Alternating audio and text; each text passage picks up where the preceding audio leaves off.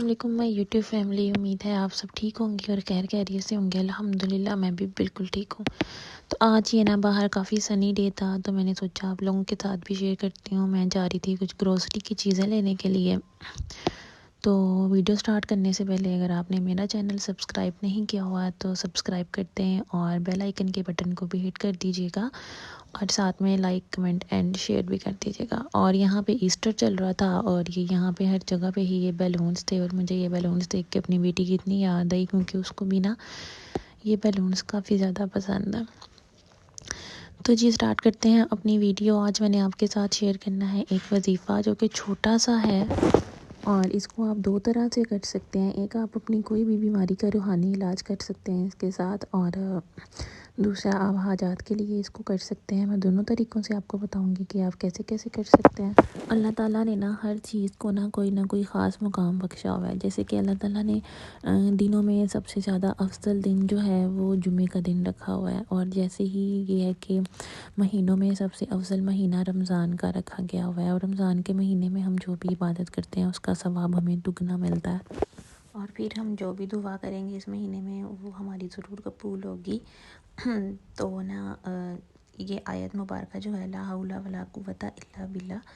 حضور صلی اللہ علیہ وسلم فرماتے ہیں کہ اللہ تعالیٰ نے اس آیت میں 99 بیماریوں کی شفا رکھی ہوئی ہے، اور جس میں سب سے چھوٹی بیماری ہے وہم، جسے ہم آج کل ڈپریشن کہتے ہیں، اور ہر دوسرے بندے کو یہ بیماری ہے۔ تو آپ دیکھیں کہ جس میں سب سے چھوٹی بیماری ڈپریشن ہے، اور باقی جتنی جو باقی بیماریاں وہ کتنی بڑی اور مہلک بیماریاں ہوں گی۔ تو حضور صلی اللہ علیہ وسلم فرماتے ہیں کہ جو انسان اس آیت مبارکہ کو پڑھتا ہے، اللہ تعالیٰ اس کو اس ساری 99 بیماریوں سے اس کی حفاظت فرماتے ہیں، اس کو دور رکھتے ہیں، اور اگر اس کے گھر میں یا وہ خود کسی مہلک بیماری میں مبتلا ہے، یا اس کو کوئی بھی ایسی ڈینجرس ڈیزیز ہے، تو اللہ تعالیٰ اس سے بھی اس کو شفا عطا فرماتے ہیں۔ حضرت عبداللہ بن قیس سے روایت ہے، وہ فرماتے ہیں کہ میں حضور صلی اللہ علیہ وسلم کے ساتھ ایک سفر پہ تھا، تو حضور صلی اللہ علیہ وسلم نے فرمایا کہ اے عبداللہ بن قیس، کہ میں تمہیں جنت کے خزانوں میں سے ایک خزانے کا علم بتاؤں؟ تو انہوں نے کہا جی حضور ضرور بتلائیے۔ تو انہوں نے فرمایا کہ لا حول ولا قوت الا باللہ کو کثرت سے پڑھا کرو۔ اسی طرح ایک اور روایت میں ہے کہ عوف بن مالک جو تھے صحابی، ان کا بیٹا مشرکین نے اغوا کر لیا تھا، تو اس کو اٹھا کے لے گئی تھی، تو وہ حضور صلی اللہ علیہ وسلم کی بارگاہ میں تشریف لائے، اور انہوں نے کہا کہ حضور ایسے میرے بیٹے کو مشرکین نے اغوا کر لیا۔ تو حضور صلی اللہ علیہ وسلم نے اسے کہا کہ تم نے تقوی اختیار کرنا ہے اور اللہ تعالیٰ پہ یقین رکھنا ہے، اور تم نے یہ آیت جو ہے اس کو پڑھنا ہے۔ اور ایک اور روایت میں یہ بھی بتایا جاتا ہے کہ حضور صلی اللہ علیہ وسلم نے ان کو اور ان کی بیوی کو کہا کہ یہ آیت آپ لوگ کثرت سے پڑھیں۔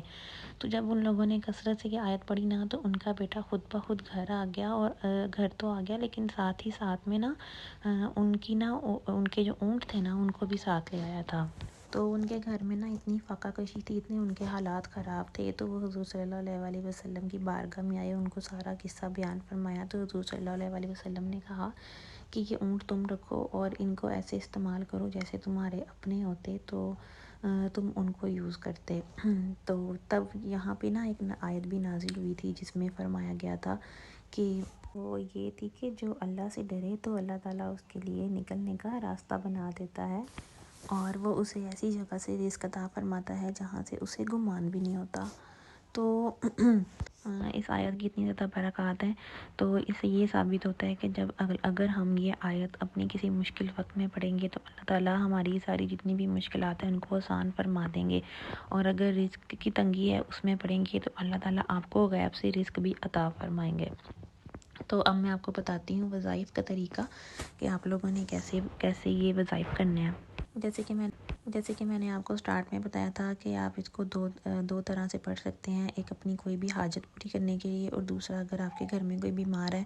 یا آپ خود بیمار ہیں تو اپنی صحت و تندرستی کے لیے آپ یہ پڑھ سکتے ہیں۔ تو سب سے پہلے حاجت کے لیے اس کو کیسے پڑھنا ہے، آپ نے کسی بھی جمعے کے دن کسی بھی ٹائم پہ آپ نے بیٹھ جانا ہے، نماز پڑھنی ہے۔ نماز پڑھنے کے بعد یہ نہیں ہے کہ آپ نے کوئی اسپیسیفک ٹائم ہے، کسی بھی ٹائم آپ نے بیٹھ جانا ہے، اور آپ نے اول آخر درود پاک پڑھنا ہے، 3 دفعہ پڑھ لیں، 7 دفعہ پڑھ لیں یا 11 دفعہ پڑھ لیں، یہ آپ کی اپنی مرضی ہے، اور اس کے بعد آپ نے 100 دفعہ یہ تسبیح پڑھنی ہے، یا لا حول ولا قوت الا باللہ۔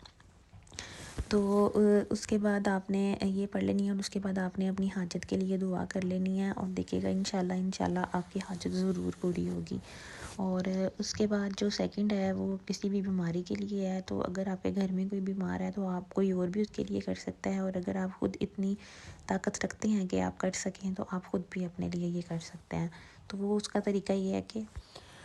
اگر تو کوئی آپ کا گھر والا، آپ کی بیٹی بیوی ہے اور کوئی بہن بھائی آپ کے لیے کر رہا ہے، تو اس نے یہ کرنا ہے کہ اس نے تنہائی میں بیٹھ جانا ہے کسی ایسی جگہ یہاں پہ اس کو کوئی ڈسٹرب نہ کرے اور اس کا دھیان بھی کہیں اور نہ بٹے۔ اس نے پانی کی ایک بوٹل لے لینی ہے اور اس بوٹل کے اوپر 313 دفعہ وہ لا کر درود شریف پڑھ کے دم کر دینا ہے، اور مریض کو سارا ٹائم یہی والا پانی پلانا ہے۔ اگر پانی کم ہو جائے تو آپ اس دم والے پانی میں اور پانی بھی ایڈ کر سکتے ہیں۔ اور اگر مریض خود کر رہا ہے تو اس نے یہ کرنا ہے کہ اس نے بھی تنہائی میں ہی بیٹھنا ہے، اس کو کوئی ڈسٹرب کرنے والا نہ ہو، تو اس نے 313 دفعہ یہ پڑھنا ہے، بلا کر درود شریف پڑھنا ہے اور اپنے دونوں ہاتھوں پہ پھونک مار کے تو اس نے اپنے پورے جسم پہ مار لینی ہے۔ اور مریض جب بھی کوئی دوائی کھائے تو اس کے اوپر سورۃ فاتحہ پڑھے اور پھر وہ دوائی کھائے، اور جب تک اس کو مکمل طور پر تندرستی نہیں مل جاتی تو وہ یہ عمل جاری رکھ سکتا ہے۔ انشاءاللہ دیکھیے گا آپ کو کتنا زیادہ فائدہ ہوگا اس عمل سے، یہ بہت ہی مجرب عمل ہے۔ تو جی یہ تھی میری آج کی ویڈیو، امید ہے آپ کو میری ویڈیو اچھی لگی ہوگی۔ اگر اچھی لگی ہو تو do like, subscribe and hit the bell icon. ملتے ہیں نیکسٹ ولاگ میں، اللہ حافظ۔